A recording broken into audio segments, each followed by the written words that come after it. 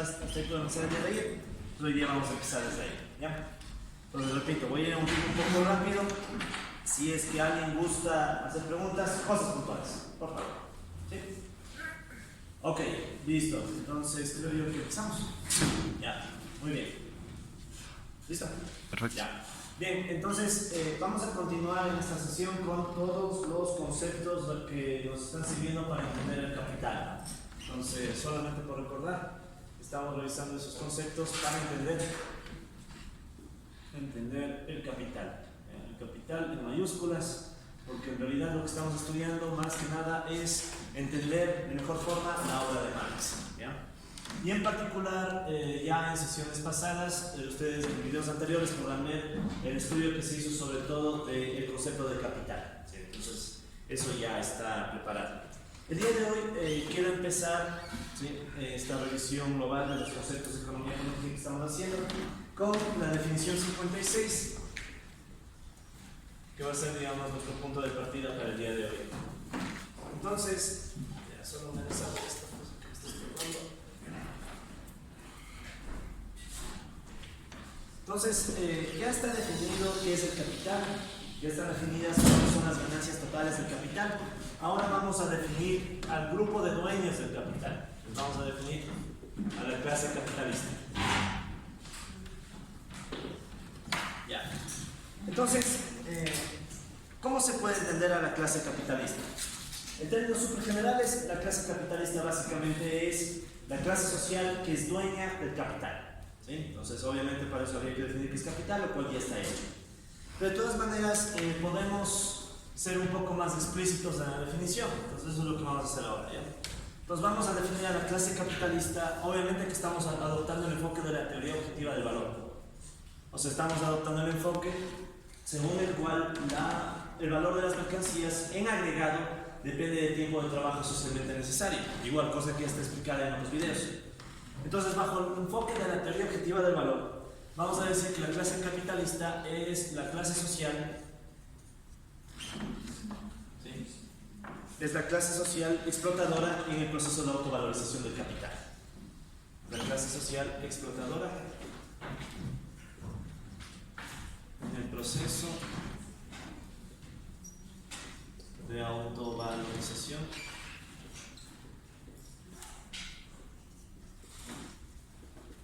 del capital. ¿Ya? ¿Ok? Por favor, para que no interrumpa el audio del video. Entonces, vamos a hacer eso. No vamos a asumir, bueno, no vamos a asumir, vamos a definir a la clase capitalista como la clase explotadora. Y obviamente aquí viene el tema de cómo se definió explotación, lo cual también ya se hizo tanto en los videos de materialismo histórico como en sesiones anteriores de la propia definición de capital. Entonces, estamos asumiendo que esta explotación es básicamente una explotación laboral.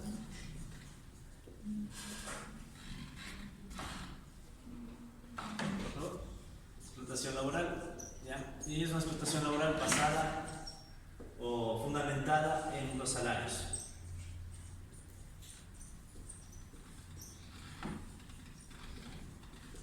Sí, una relación salarial.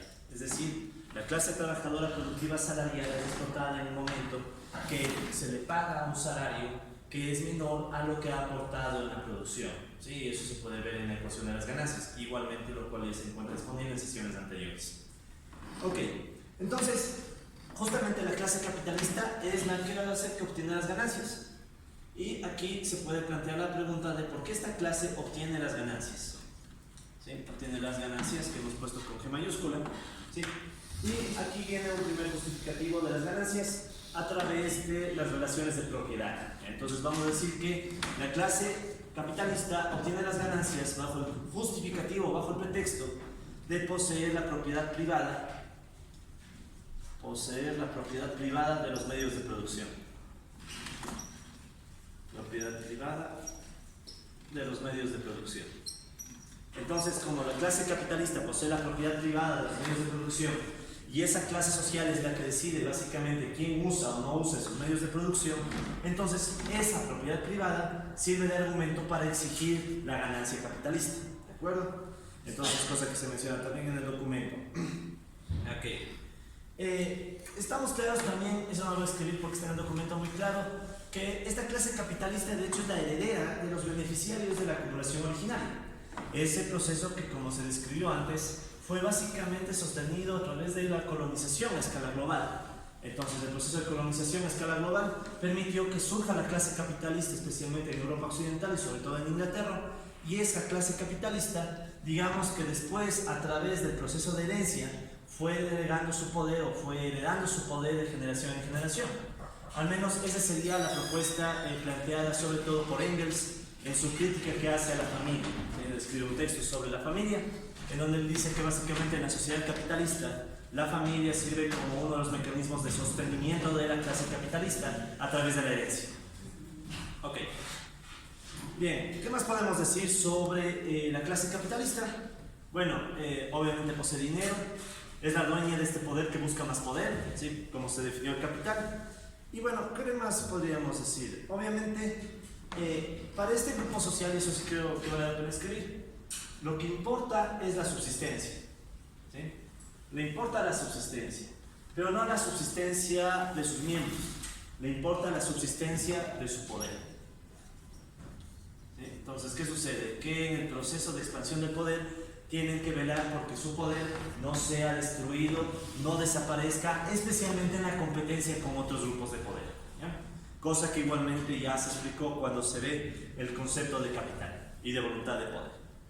Bien, entonces, una vez que nosotros ya hemos definido a la clase capitalista y todos los conceptos previos para explicar el surgimiento de la ganancia capitalista, podemos empezar a revisar las diferentes formas que toma el dinero que representa capital.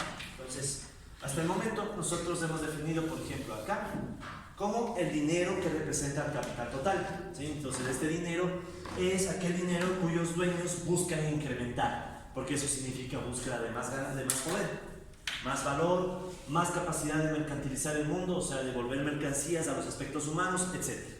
Ahora, para llegar a obtener esa ganancia, ¿sí? Que es, digamos, uno de los objetivos del dinero que busca incrementarse, es necesario destinar parte de ese dinero a la adquisición de diferentes elementos que van a participar en la producción. Por un lado, es necesario que los dueños del capital, o sea, la clase capitalista, adquiera justamente lo que para la teoría objetiva del valor es el elemento creador del valor, y eso es comprar fuerza de trabajo. Entonces, Marx daría un nombre a aquella parte del capital destinado exclusivamente a la compra de fuerza de trabajo, que es lo que ustedes pueden encontrar en la definición 57.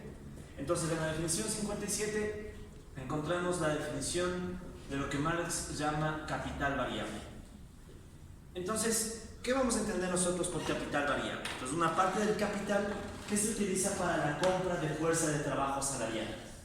Entonces, digamos que así, siendo bien directos, esa es la idea de este capital. Sería parte del capital total,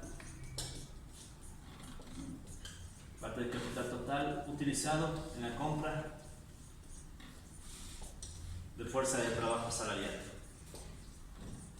Fuerza de trabajo asalariada. Entonces aquí la primera pregunta es ¿por qué darle a este componente del capital el carácter de variable o el nombre de variable? Entonces, ¿qué es lo que sugiere Marx al respecto? Marx sugiere que, bueno, cuando se está comprando fuerza de trabajo, el capitalista paga una magnitud fija, W, el salario, ¿ya? Entonces, IJ pongamos, M1. Entonces, el capitalista paga un salario para adquirir la fuerza de trabajo de algunas personas, paga un salario. Y ese salario, una vez pagado, se queda fijo. O sea, luego cuando... voy a escribir un cambio, entonces, W, IJ, MU, fijo. Entonces resulta ser que cuando se da la compra de fuerza de trabajo, el salario es una magnitud fija, una magnitud ya dada. Pero en cambio, gracias a la compra de la fuerza de trabajo, ¿qué recibe a cambio el dueño de la fuerza de trabajo? O sea, el capitalista que la compró, recibe la posibilidad de utilizar esa fuerza de trabajo, JMU, en la producción. Nos recordemos solamente este término de la ecuación de ganancia. Entonces, en ese término de la ecuación de ganancia, ¿qué tenemos? Tenemos que al mismo tiempo se está enfrentando el salario, que por un lado es lo que se le reconoce a la fuerza de trabajo, y por otro lado tenemos en cambio la intensidad, que es lo que la fuerza de trabajo está aportando en la producción. Entonces, mientras que el salario, una vez que se ha pagado, ya no se mueve, en cambio el capitalista tiene una variable de ajuste que le permite incrementar la explotación y obtener ganancias, que es justamente la intensidad. Entonces, ¿qué ha sucedido? Y eso es lo que va a argumentar Marx, en otras palabras, pero esa es la idea. Se ha pagado una cantidad constante y a cambio se ha recibido una magnitud variable. La magnitud constante que se ha pagado, ¿sí? La magnitud constante es precisamente el salario. Entonces, se ha pagado el salario. Y ha pagado el salario, si quieren, poder para entenderlo más fácil. Imaginen que se ha pagado el salario a través de relaciones contractuales. Se firmó un contrato, el salario queda dado y ya no hay más que hacer. En cambio, esto es lo que el capitalista paga. ¿Sí? Lo que el capitalista paga. Y en cambio, lo que el capitalista recibe es una magnitud variable. ¿Y cuál es la magnitud variable? Es, en cambio, justamente la capacidad de extraer más fuerza de trabajo a través de la intensidad. ¿Sí? Entonces, a través de la intensidad, por cada hora pagada, el capitalista puede extraer más fuerza de trabajo aumentando ese nivel de intensidad y por tanto esto es lo que se recibe. Entonces, por eso Marx le llama al capital variable con ese nombre, porque es un capital, es una parte del capital cuyo pago permite acceder a una magnitud variable de ajuste, que es la intensidad del trabajo. Entonces, una manera de verlo es como quien dice, tú compraste el derecho, casi el derecho a explotar. O sea, tú le pagaste al trabajador el salario y puedes ir explotando más. Si ves que el salario es muy alto, explotas todavía más. Y obviamente así tú mantienes el hecho de que esto se mantenga positivo, porque hay que recordar que esto debe mantenerse positivo para poder garantizar que exista la ganancia total. ¿Sí? Eso ya se ha explicado antes.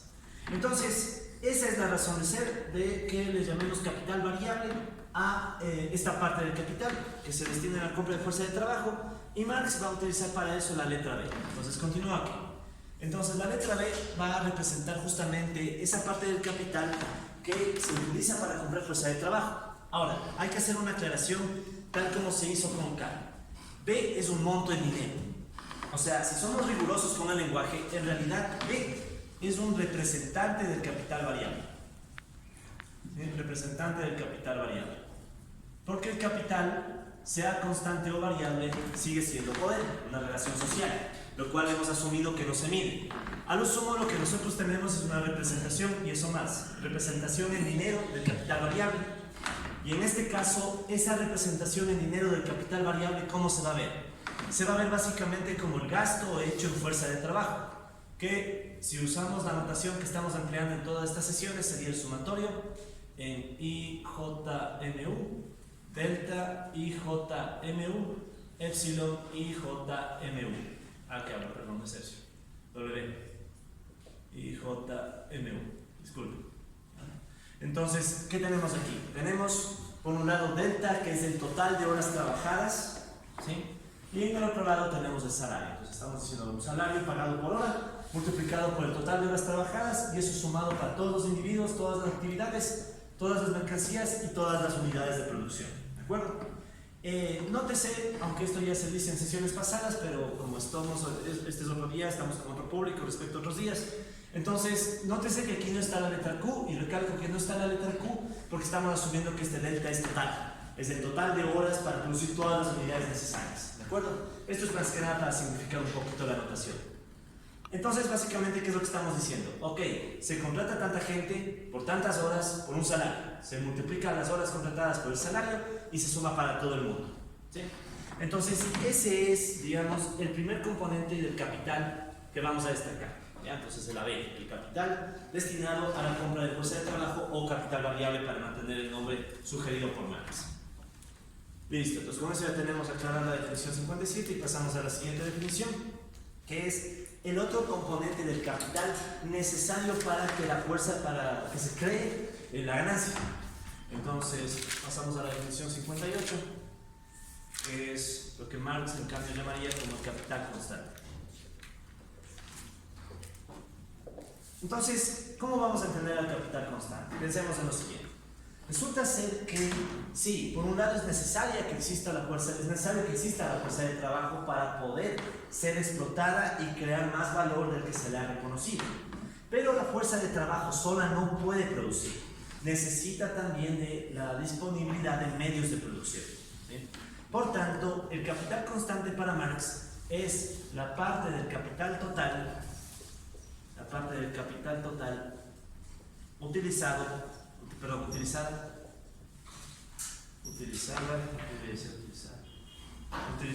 en la compra de medios de producción.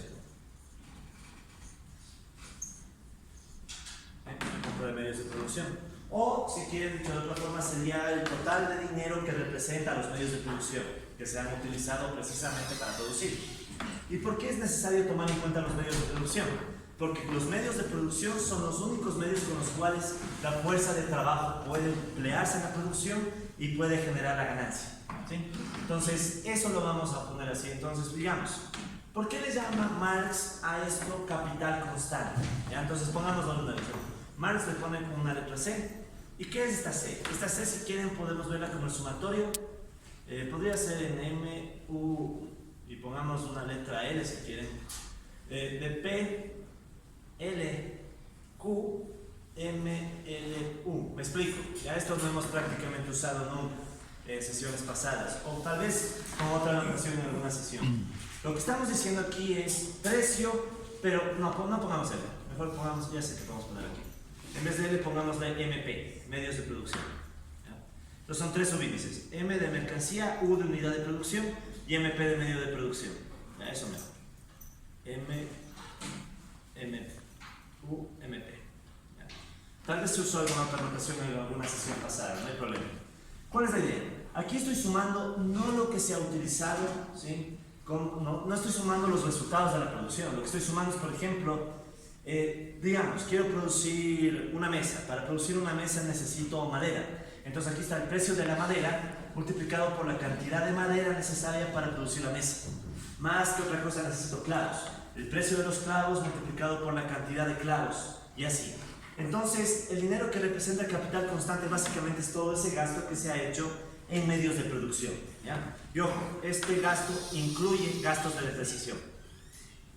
¿Sí? Aquí están incluidos gastos de depreciación y también están incluidos gastos de materias primas, por ejemplo. ¿Sí? Entonces también están incluidos gastos de depreciación y gastos de materias primas, que no vamos a desglosar más porque no son cruciales para nuestro argumento central, pero por lo menos es necesario saber qué quería decir Marx con este término de capital constante. ¿Ya? Y ahora la pregunta que sigue es: ¿por qué Marx le llama a este capital constante? Y la respuesta a esa pregunta, al menos según la interpretación que podemos hacer de Marx, es que con este capital, ¿sí? O sea, por medio de C, lo que se logra obtener son medios de producción. Y los medios de producción, resulta que en la producción misma no aportan un esfuerzo. O sea, la intensidad que podríamos suponer que tienen los medios de producción, por definición, es cero. ¿Por qué? Porque, por definición, la intensidad del trabajo requiere que alguien trabaje, o sea, que tenga fuerza de trabajo. Y el problema aquí es que los medios de producción no trabajan, porque por definición el trabajo significaba darle sentido a la realidad, según las definiciones de materialismo histórico que planteamos antes. Entonces, los medios de producción no aportan nada nuevo a la producción, puesto que no tienen ninguna intensidad y obviamente tampoco se les paga un salario. Entonces no aportan un valor adicional que permite generar ganancia, al menos según un enfoque marxista. Lo que más bien hacen los medios de producción es desgastarse. Entonces, ¿qué sucede? Que al inicio del periodo se puede comprar un medio de producción, dígase 1000, y el chiste es que después de la producción, la depreciación también es de 1000. Es decir, se compra una magnitud constante y luego hay que reponer la misma magnitud constante. O mejor dicho, los medios de producción solo transfieren parte del valor, transfieren todo su valor al producto final, pero no agregan más valor. ¿Sí? Esa sería la notación o la idea completa. Entonces, los medios de producción transfieren su valor al producto final,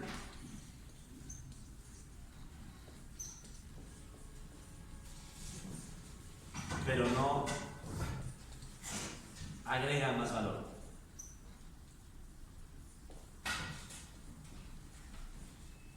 ¿Y cómo transfieren ese valor? Esa transferencia de valor se da por medio justamente de la depreciación. La transfieren su valor, ¿sí? Por ejemplo, depreciación. Entonces, esto si se quisiera ver más fácil en términos contables, uno cuando compra una máquina, la máquina se deprecia y se entiende que la depreciación de esa máquina se incorpora en los gastos con ese mismo monto. La máquina se depreció tanto. Y aparte la máquina no puede aportar esfuerzo. Si tomáramos el ejemplo pedagógico, didáctico, de las calorías, dijéramos que las máquinas no pueden aportar nuevas calorías. A lo sumo las máquinas transfieren el esfuerzo que en un pasado se le incorporó. Nada más. ¿De acuerdo? Entonces no pueden agregar valor y por tanto no pueden generar la ganancia. Ese sería el argumento, al menos de Marx, para justificar el por qué se les llama capital constante. Entonces, vemos que el dinero que representa capital total, por tanto, se divide en dinero que representa capital constante, que es la C, más el dinero que representa capital variable, que sería la B. Entonces, estas son variables que Marx va incorporando en su análisis para ser más descriptivo de cómo se da el proceso de producción que permite la generación de ganancias. Ya. Entonces, pasemos esto por lado. Disculpen que no pueda escribir acá, es por obvias razones. Me refiero a la gente que está viendo el video, porque tal vez alguna persona que no sea del curso vea el video algún día. Esta es una pantalla especial que solo funciona con marcadores especiales. Entonces uno como no tiene sus marcadores se puede rayar. Aunque ganas no me falta, pero bueno. Sigamos. Ok. Una vez que Marx ha definido tanto el capital variable como el capital constante, el siguiente paso que él da es, bueno, plantearse que hay diferentes situaciones en donde tal vez el capital constante necesita ser mayor que el capital variable, dependiendo sobre todo, según él, de aspectos como la tecnificación de la producción. Entonces, digamos, supongamos que una producción está más tecnificada. De estar más tecnificada podría implicar que se utiliza más dinero en medios de producción y menos en fuerza de trabajo, o es más intensiva en medios de producción, si se quiere. Entonces, eso va a implicar que el gasto en C sea mayor que el gasto en B. Y Marx plantea una variable justamente para recoger esas diferencias entre capital constante y variable que se recoge en la definición 59. ¿Sí? Pues en la definición 59, Marx plantea el concepto de composición orgánica del capital.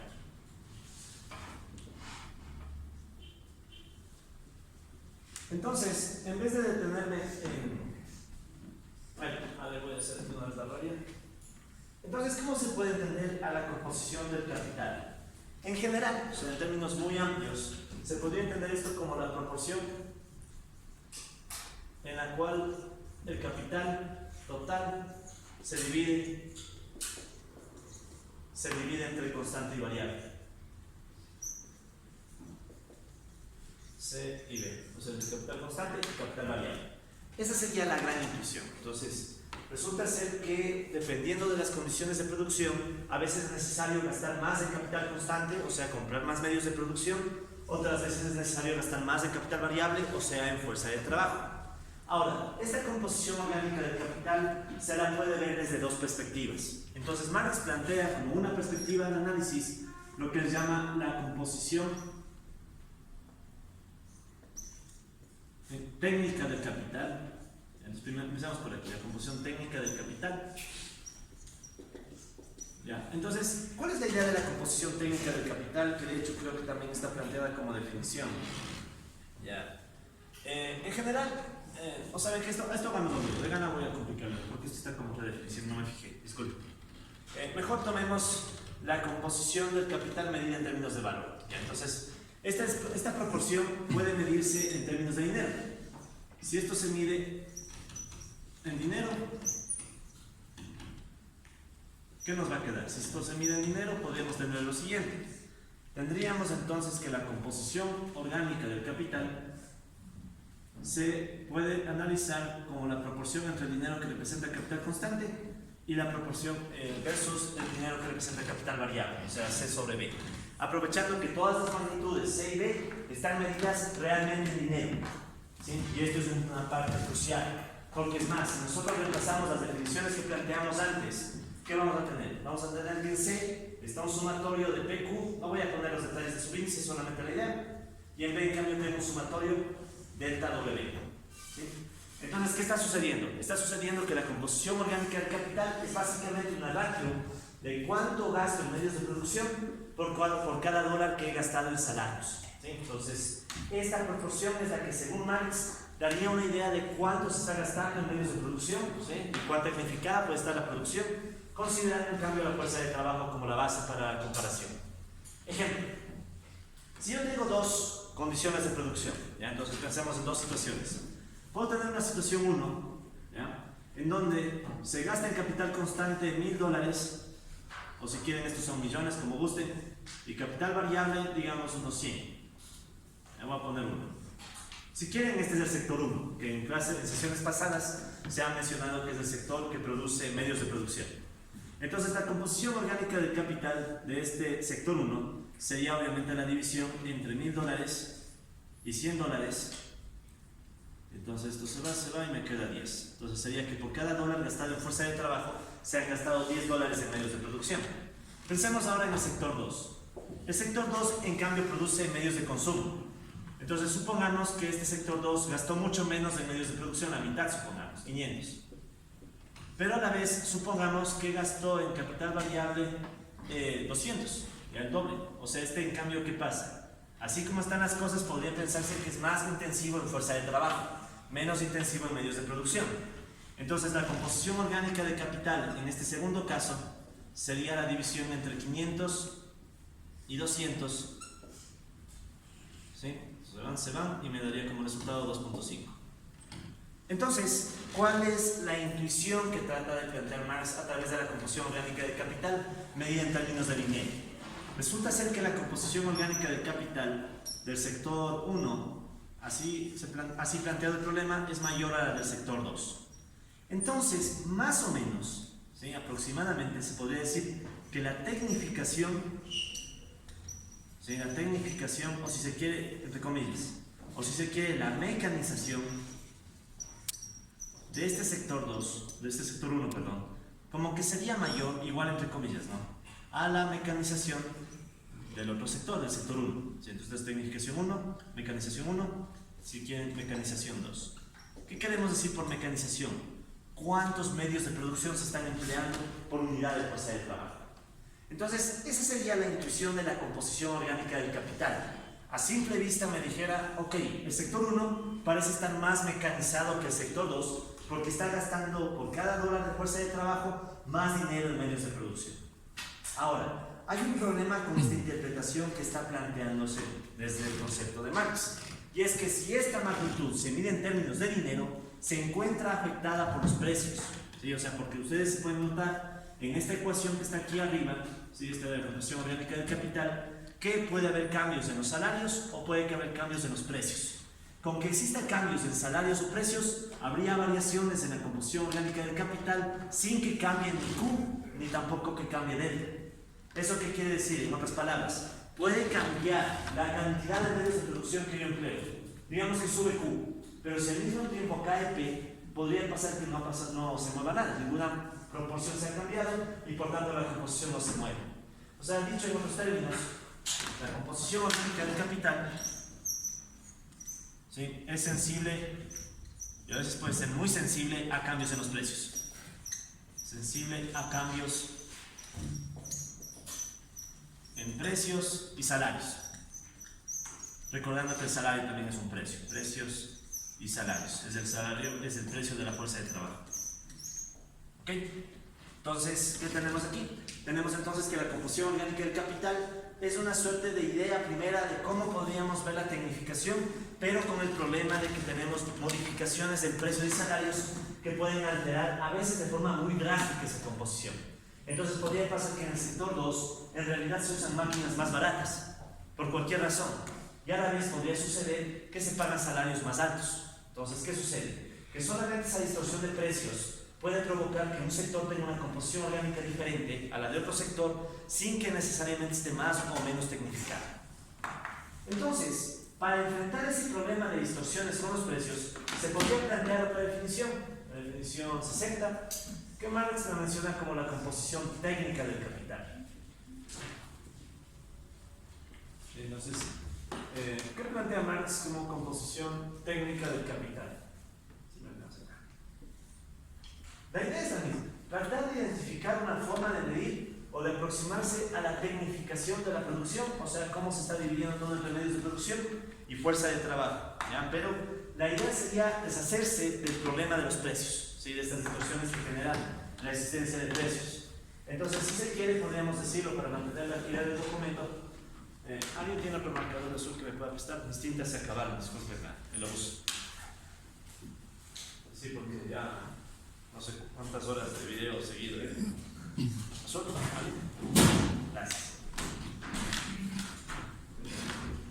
Bien, sí, ya mi tinta azul. Y era todo un frasco.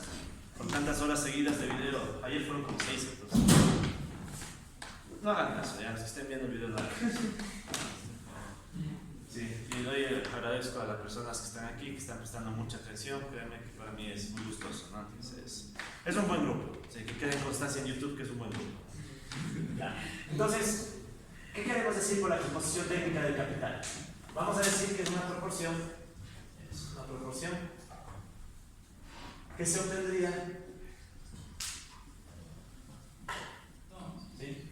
Proporción que se obtendría cuando se corrige la composición, cuando se corrige, entre comillas, se corrige la composición orgánica del capital, bueno, al eliminar el efecto de los precios. Luego, entre comillas, eliminar el efecto de precios y salarios. El efecto de precios y salarios. Entonces, esa sería la intuición.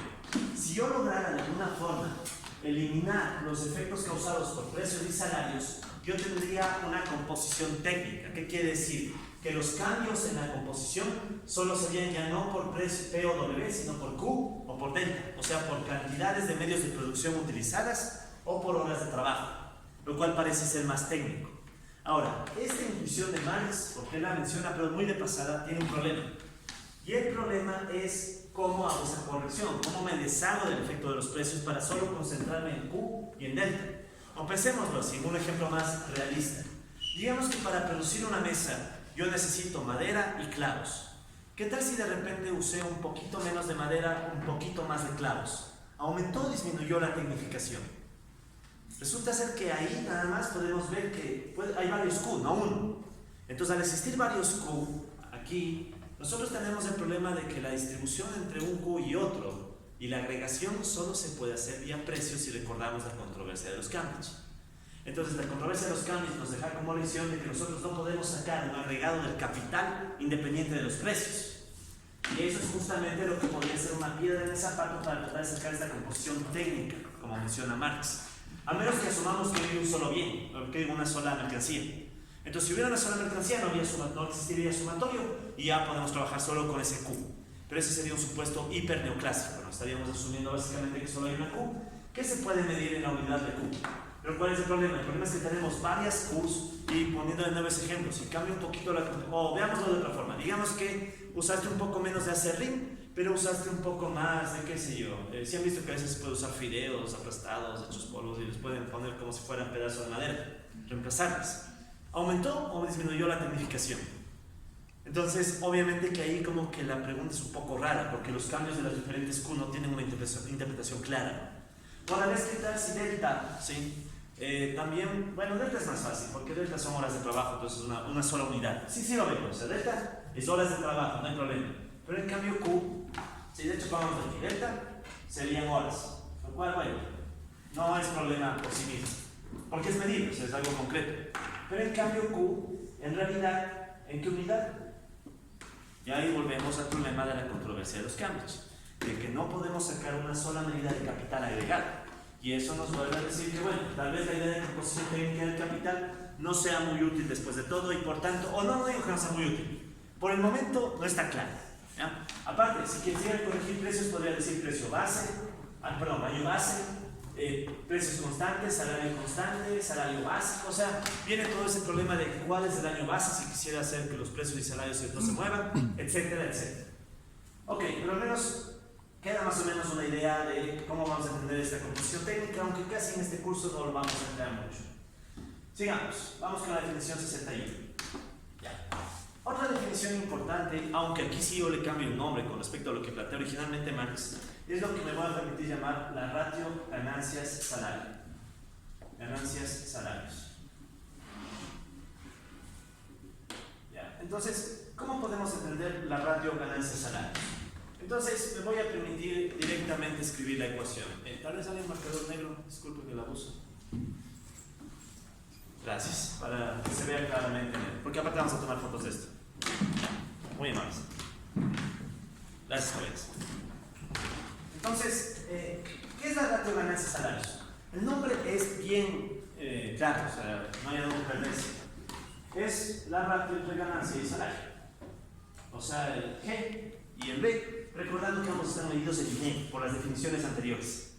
A esto le vamos a poner la letra omega. Ya. ¿Por qué le llamamos ratio ganancias-salarios? El nombre es obvio. Pero también esto puede implicar un poco de líos con interpretaciones más convencionales de Marx. Porque usualmente a esta ratio ganancias-salarios a veces se le suele llamar como la tasa de plusvalor. Y Marx en realidad le da ese nombre, la tasa de plusvalor. Y supuestamente la tasa de plusvalor se aproxima a lo que se llama la tasa de explotación. Claro que la tasa de plusvalor se mide en valor, ¿ya? Según Marx, pero ahí viene el problema de, bueno, ¿qué es valor? Y por otro lado, la tasa de explotación se mediría en cambio en horas, ¿sí? La diferencia entre las horas que el trabajador necesita para cubrir su salario y las horas adicionales que generan la ganancia. ¿Ya?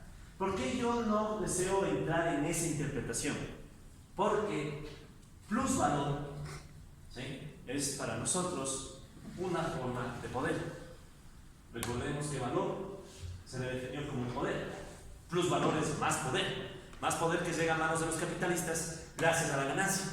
Entonces, me da un poco el temor de que si le llamamos tasa de plusvalor, estamos nuevamente cayendo en el error de equivocarnos y confundir valor con dinero. G y B son magnitudes en dinero, que representen otras cosas, es otro tema. Por ejemplo, G representa plusvalor. O sea, la ganancia es una representación en dinero de ese valor adicional, ese plusvalor. Y B es una magnitud en dinero que representa el capital variable. Pero en estricto rigor son dinero contra dinero. No estamos en ningún momento midiendo el valor per se, porque hemos dicho que el valor es una relación social y el poder es una relación social, y por intuición y por cierto rigor en el lenguaje, plusvalor también sería otra relación social. ¿De acuerdo? Entonces no vamos a usar esta notación, ni tampoco le vamos a llamar tasa de explotación, porque no estamos midiendo en estricto rigor la explotación. Estamos midiendo por cada dólar pagado en salarios cuánto en ganancia. Ahora, obviamente que en la teoría de Marx, esto sí da una idea de la explotación, porque si se fijan nuevamente en la ecuación de las ganancias, cuando aumentamos la intensidad o bajan los salarios, sube la ganancia, y eso implica más explotación. O sea, eso ya sabemos de sesiones pasadas, que al menos para la teoría objetiva del valor, si aumento la explotación laboral, sube la ganancia. ¿Sí? Explotación laboral, entonces sube la ganancia. Por tanto, es un aproximado. O sea, yo diría que esta tasa es una aproximación a la explotación, ¿ya? Y básicamente esa es la intuición, ¿no? Pero igual, esta tasa de por sí no es suficiente porque también tenemos distorsiones, más que nada porque si se fijan, aquí hay salarios, el B, y G también depende de salarios. Entonces, es un poco, hay que pensarlo un poco, pero no es mucho, ya nos pongamos aquí. Por ejemplo, omega, que es igual, G sobre B. Empezamos por B. B era el sumatorio, olvidando sus índices por un momento, de delta W. Y en cambio, ¿qué es G? Si hacemos un poco de memoria de sesiones pasadas, es el sumatorio delta rho epsilon sobre epsilon promedio menos W. ¿Ya? Para quienes esta notación es nueva, Q no está aquí básicamente porque el delta es el total de horas. ¿Ya? Entonces, si quieren, Q estaría dentro de este delta, porque es otro delta, es el delta total de horas trabajadas. ¿Ya? Entonces tenemos esta relación. Entonces puede verse que en esta relación, si es que el salario cae, tanto cae en un signo negativo del numerador como del denominador, por tanto omega va a crecer, porque crece la ganancia y cae E. Y a la vez, si aumenta la intensidad, también aumentaría la ganancia y por tanto aumentaría omega. Entonces es una proxy, si se quiere, de la explotación, ¿ya? O sea, por cada dólar en salarios, ¿cuánto en ganancia? Entonces se entiende que más o menos hay un vínculo entre explotación y omega, pero no es un vínculo muy directo, ¿ya? Es un vínculo que igual tiene como intermediario el efecto de los precios, que está recogido en rojo, ¿ya? Entonces hay que ser un poco cauto en la interpretación, pero de todas maneras es menos problemático que la composición técnica, porque no hay que corregir por precios ni nada. Aquí simplemente hay que saber interpretarle mejor o tratar de interpretarle bien. Ok, entonces, ¿para qué hemos planteado estas definiciones auxiliares? para obtener uno de los resultados que a Marx más le llamó la atención y se volvió un resultado histórico, y es probable que esta parte del video es la que más problemas me haga ganar con otras interpretaciones marxistas. Y es la definición 62, que le vamos a llamar la tendencia a la caída de la tasa de ganancia. Tendencia a la caída de la tasa de ganancia. Entonces, ¿cómo vamos a entender esa tendencia a la caída de la tasa de ganancia? Pues empezamos diciendo de qué consiste esta caída de la tasa de ganancia, y para ello, primeramente me voy a basar en la siguiente deducción algebraica, que es algo súper básico. Es algo súper básico, pero que para Marx era un logro, ¿ya? Porque quiero que quede registrado en video. Marx no era bueno para las matemáticas, ¿ya? Lo cual no le quita mérito, pero para escribir el tomo 1 del Capital, Marx en una correspondencia a Engels le dijo: me tocó acordarme de álgebra. Es como que ahora dijera a alguien: me tocó volver a estudiar Baldor, ¿ya? Ahí está por hablar mal de Marx. Y aparte, Marx recién aprendió cálculo al final de su vida y no llegó a entender límites, y eso le llevó a escribir unos manuscritos matemáticos bastante erróneos, ¿sí? Con errores matemáticos de por medio. Pero bueno, no le quita mérito, sino que digo es que hay que ponerle Marx también en su sitio, ¿no? No es que fue el pensador que todo lo sabía y todo lo hizo bien, ¿ya? Entonces aquí creo yo que es uno de esos puntos medulares en donde el resultado hay que tomarse con pinzas. Pero bueno, ¿cuál es el resultado? Digamos que yo tengo la tasa de ganancia. Yo a la tasa de ganancia sé que la puedo plantear como G sobre K. El dinero que representa, que es ganancia, versus el dinero que representa el capital total. Este término se puede descomponer en G sobre C más B, recordando que K, por una ecuación pasada, es igual a C más B. Luego yo divido G para B y C más B para B. Con esa división, ¿qué puedo ver yo? Primero, es una división que no tiene nada de raro, puedo dividir numerador y denominador para el mismo término, pero al hacer esa operación yo puedo encontrar que en el numerador me va a quedar esta ratio, ganancia-salario, y en el denominador me va a quedar, esta división me va a generar aquí un 1, y la división de C para B, la composición orgánica del capital. Entonces, en definitiva, lo que Marx trata de explicar en esta, o lo primero que obtiene, es que la tasa de ganancia estaría vinculada con una variable que se aproxima a la explotación y otra variable que se aproxima a la tecnificación.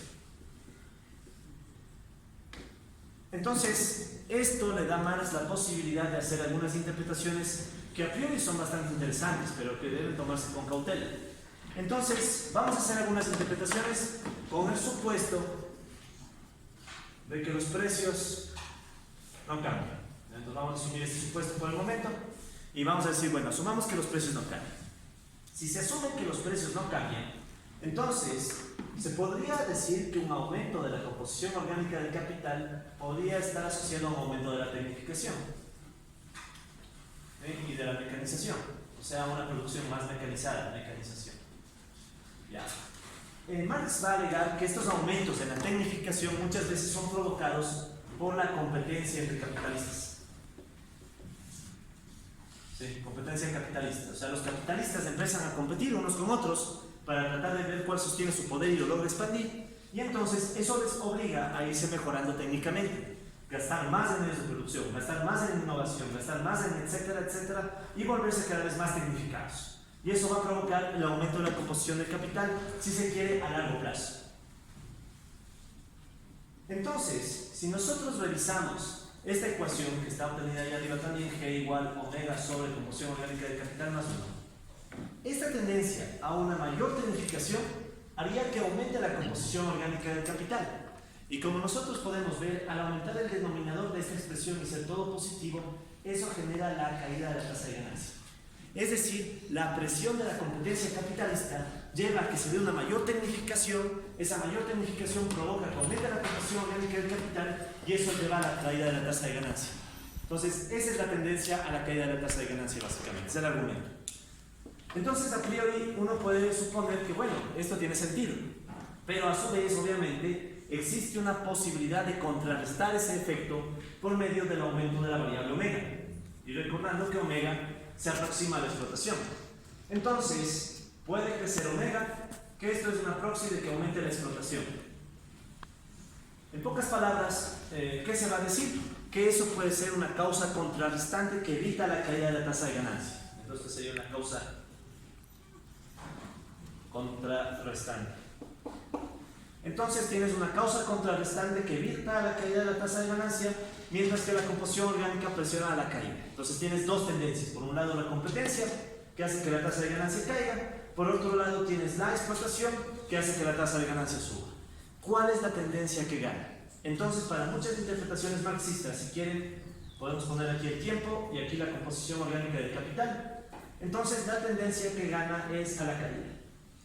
¿Sí? Entonces, a largo plazo, como que la tasa, no es la composición, perdón, esta es la tasa de ganancia. Entonces, a largo plazo, la tasa de ganancia tiende a caer, pero como que había ciertas fluctuaciones gracias al incremento de la explotación. ¿Ya? Entonces, esa es una interpretación que se le suele dar a la tendencia a la caída de la tasa de ganancia. ¿Ya? Entonces, aquí volvamos a plantearnos el supuesto de partida. Hemos planteado el supuesto de que los precios no cambien. ¿Por qué? Porque como que ahí es más plausible aceptar esta hipótesis. Ahora, ¿cuál es el problema? El problema viene de muchos lados, pero vamos a analizar solo ese supuesto, el supuesto de los precios. Si nosotros recordamos de las expresiones que hemos obtenido, resulta ser que omega depende del salario, ¿sí? O sea, esto depende de una función de W, y a la vez la composición orgánica del capital es una función que depende de los salarios y los precios, porque si se fija, la composición orgánica del capital tiene precios y salarios. Entonces, ¿qué sucede en la realidad? En la realidad, la tasa de ganancia se mide en dinero, ¿sí? Porque todas las magnitudes son dinero, porque al capitalista lo que le importa es poner dinero y obtener dinero. Entonces, ¿qué sucede? Que no se puede pensar que los precios se mantengan constantes, ¿ya? Entonces, ¿qué puede suceder? Puede suceder que haya cambios en los precios que, por ejemplo, modifiquen la composición orgánica del capital, máquinas más baratas. ¿Qué sucede? Marx sí menciona eso, dice que puede ser una causa contrarrestante, que las máquinas sean más baratas y la tasa de ganancia ya no tiene por qué caer, sino que incluso puede subir. Pero más importante que eso, los salarios.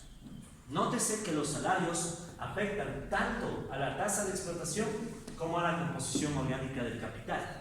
¿De qué forma? Si los salarios se reducen, ¿sí? ¿Qué pasa si los salarios se reducen? Digamos que tenemos una caída salarial.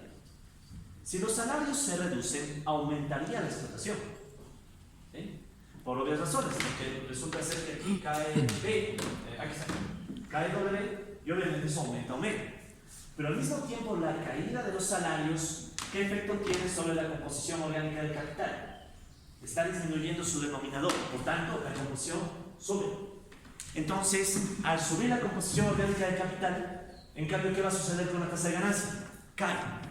Entonces, tenemos al mismo tiempo doble efecto causado por la variación de salarios. Una caída de salarios puede golpearte a la tasa a la ratio de ganancias-salarios, o también puede golpearte a la composición orgánica del capital. ¿Por qué? Por las definiciones. Entonces, resulta ser que aquí ya no hay claridad de cuál es el efecto del cambio en los salarios, porque mucho va a depender de las horas que le multipliquen. ¿Sí? De hecho, un ejercicio interesante, que no lo voy a hacer por falta de tiempo, pero los invito a hacer a mis amigos marxistas que creen en esto, saquen la derivada parcial de G con respecto a W. ¿Sí? O sea, les dejo de tarea eso a mis amigos marxistas, convencionales. Los que son matemáticos, eso no es problema, pero hagan esto. Saquen esa derivada parcial para ver cuál es el efecto que tiene el cambio en los salarios sobre la tasa de ganancia. Y se va a ver que no es trivial. O sea, el tema es que esta W afecta tanto a numerador como a denominador. Entonces, ¿qué pasa? Que si por cualquier razón, hay alguna razón que vuelve a W cíclico, o sea, puedes hacer que haya épocas que W suba y W baje, ya vamos a ver cuándo, eso puede provocar que los movimientos de la tasa de ganancia sean mucho más complicados de lo que imaginemos.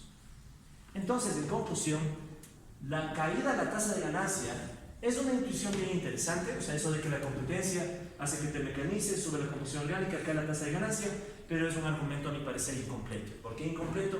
Porque no está tomando en cuenta todas las variables que componen la ecuación. Marx, tal vez por darse cuenta de eso y hablar de las causas contrarrestantes, quizá no se atrevió a publicar esto cuando ya lo tenía escrito, desde hace años. Él pudo publicar el tomo 3, o al menos esta parte, incluso con el tomo 1, porque no se necesita mucha argumentación. Entonces, ¿qué pasa? No lo hizo. Tal vez Marx no lo hizo porque era cauto y sabía que tal vez la historia era más complicada. Quien sí publicó esto fue Engels, ¿ya? Y con mucha emoción seguramente. Entonces, yo quiero dejar esto hasta aquí, no voy a profundizar en la caída de la tasa de ganancia. Yo más bien diría que la tasa de ganancia es una pieza más de toda la estructura capitalista que es súper complicada. Sigamos. Ok. Ok, entonces, dicho ya este tema de la caída de tasa de ganancia, solo un tema adicional. No dejarse llevar por una ecuación muy simple para creer que ahí está la razón de la caída del capitalismo. Tal vez el capitalismo es tan complejo, se puede ver que tenemos esta ecuación, tenemos esta otra, tenemos varias piezas. La misma ecuación de la ganancia resulta de un montón de supuestos previos.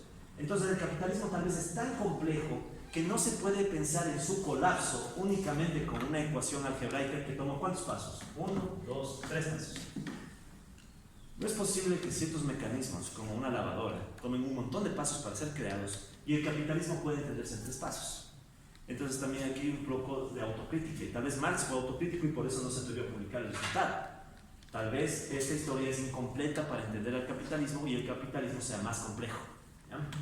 Esto es sobre todo para ciertos marxistas que seguramente verán esto y con esto me van a decir yo no soy marxista. ¿Ya? Yo creo que yo soy marxista en el sentido de que yo creo en la obra de Marx y creo que desde ahí se puede hacer cosas. Pero esto es solamente una pieza más. ¿Listo?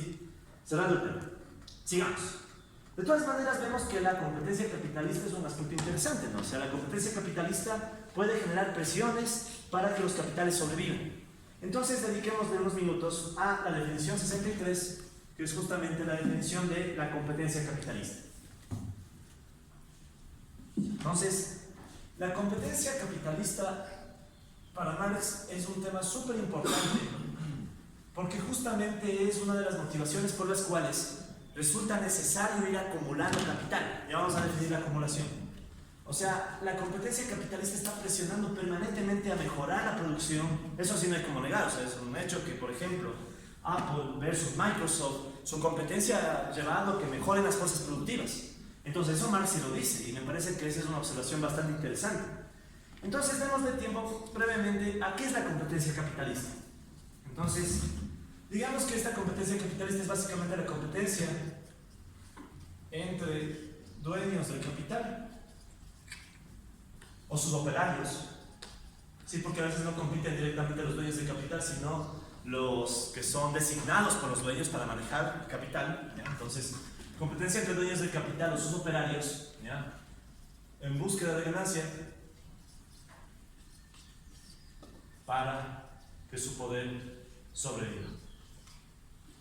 ¿Ya? Entonces esta es la parte clave de todo esto. Tenemos luchas de poder y esas luchas de poder llevan, ¿sí? Tengamos por ejemplo aquí un dueño de capital que busca más capital, ¿sí? Porque eso es poder, que se enfrenta a otro dueño de capital que a su vez también está buscando más capital. Entonces, ¿qué sucede? Resulta ser que en la competencia capitalista los capitales pueden chocar. Y al chocar los capitales, eso puede provocar que unos tengan intereses contrapuestos con otros, lo cual es bastante dialéctico, ¿no? O sea, tenemos diferentes tipos de capitales que pueden tener diferentes intereses en la expansión. O bueno, dueños de capital, porque quienes se pelean son los dueños, no son los capitalistas. No son los capitales, perdón. Los capitales son solamente poderes ejercidos por personas. Entonces, ¿qué sucede? Que hay personas que están compitiendo buscando mantener su poder y expandirlo. Y eso es justamente lo que provoca la competencia. ¿Ya? Y esta competencia capitalista se puede ver a 2 niveles. Entonces, ¿a qué niveles podemos verlo? Podemos, por ejemplo, verlo a nivel de la competencia. Ya, podemos verlo a nivel de la competencia intrasectorial. O también podemos verlo a nivel de la competencia intersectorial. Cada una de estas tiene sus implicaciones. Por ejemplo, ¿cuál es la implicación sectorial? ¿Cuál es la implicación de la competencia intrasectorial? O sea, hay que recordar qué significa intra, sería dentro de un mismo sector. Entonces, dentro de un mismo sector puedes tener unidades productivas que producen las mismas mercancías y al producir las mismas mercancías, la competencia lo que les obliga es a igualar precios. ¿Por qué les obliga a igualar precios? Porque si en un mismo sector, produciendo las mismas mercancías, alguien se manda un precio más alto que la competencia, ese alguien empieza a perder en la competencia capitalista. Y en cambio, si alguien baja el precio, empieza a presionar a que los otros también bajen el precio para no perder. Entonces, aquí digamos que la competencia es vía precios, o sea, tratar de que todos los precios bajen. Y aquí entonces, ¿qué hay que hacer? Puede ser que te bajas los costos, puede ser que mejores las técnicas, pero al final la competencia te empuja hacia allá. No es que se igualen literalmente los precios, todos sabemos que en el mundo real, dependiendo de dónde vas a comprar un marcador, puede estar un poco más caro o un poco más barato. Pero el punto aquí no es ese, el punto es la tendencia, ¿sí? O sea, te tiende o te empuja a que los precios, entre comillas, se igualen, ¿ya? Entonces digamos que esto es entre comillas. En cambio, ¿qué pasa en otro tipo de competencia? Competencia intersectorial. Tienes unidades de producción, pero que producen diferentes mercancías. Al producir diferentes mercancías, es un poco complicado que se presione a igualar precios, puesto que son incomparables, ¿ya? Entonces, más bien, ¿qué sucede aquí? La competencia mueve la tasa de ganancia. O sea, aquí lo que se tiende a igualar es la tasa de ganancia. ¿Por qué? Porque los capitales empiezan a moverse, o los dueños del capital empiezan a moverse y dicen, ok, si veo que hay un sector que me da una tasa de ganancia mayor que otro, entonces yo podría retirar recursos de un sector y ponerlo en otro para efectos de aprovechar esa tasa de ganancia más alta. Entonces aquí lo que se provoca en la competencia intersectorial es el movimiento de capitales. ¿Sí? Entonces aquí se puede dar el movimiento de capitales.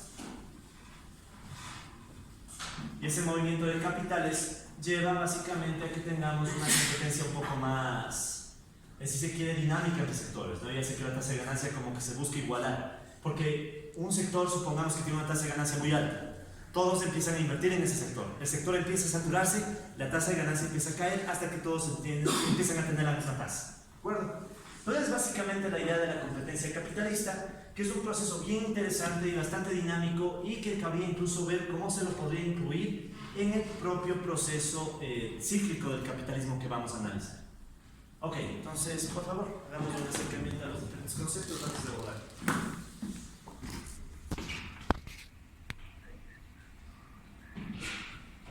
Y por cierto, no, una de las consecuencias de la competencia capitalista es la mejora de las fuerzas productivas. Es obvio, o sea, cada quien compitiendo va a querer mejorar y eso va a provocar que sus medios de producción sean mejores, su fuerza de trabajo sea más especializada, etc. Ok, sigamos. Entonces, nosotros ya hemos definido básicamente la competencia intercapitalista e intracapitalista. Ahora pensemos en, bueno, ¿cuáles son las consecuencias de la competencia? ¿Cuál puede ser la principal competencia de la competencia? Entonces, la principal consecuencia o resultado de la competencia capitalista la vamos a ver en la siguiente definición. Entonces, solamente me encargo de limpiar este pizarrón.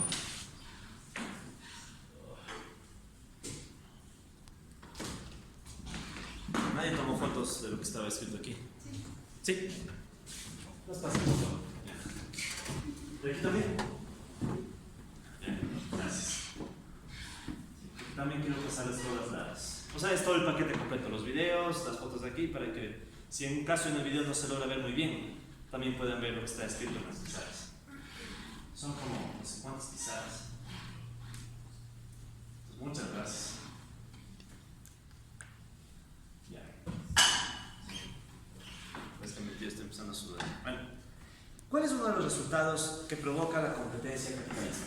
Entonces, uno de los resultados más importantes es el hecho de que la competencia obliga a que los capitales crezcan. Uno puede decir, ¿por qué los capitalistas no se quedan con un capital del mismo tamaño todo el tiempo? Pensemos que pasara si, por ejemplo, Microsoft decide quedarse con el mismo capital para siempre y ya no decide crecer más.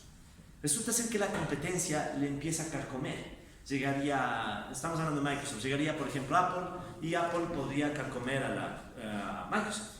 Démosle pausa un ratito. Ya.